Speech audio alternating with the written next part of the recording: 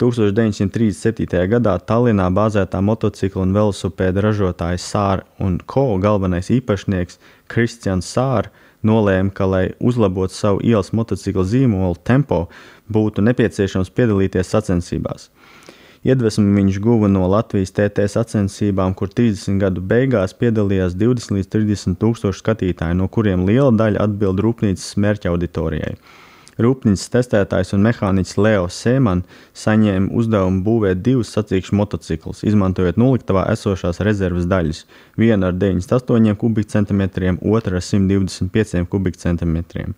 Villers dzinēji, kas tika ražot apvienotajā karalistē, 1938. gada vasarā motocikli bija gatavi sacensībām. Sēman piedalījās sacensībās ar 125 kubikcentimetru motociklu.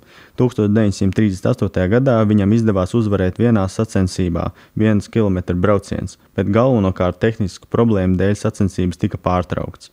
Neveiksmes turpinājās arī nākamajā gadā, 1934. gadā, kad viņam neizdevās pabeigt nevienu sacensību. 1940. gadā pēc jūnija apvērsuma un nacionalizācijas beidzās šīs posms mūsu valsts un arī sacīkšu motocikla ražošanā. Pēc tam sākās Otrais pasaules karš, kas uz daudziem gadiem apturēja motorsportu visā Eiropā.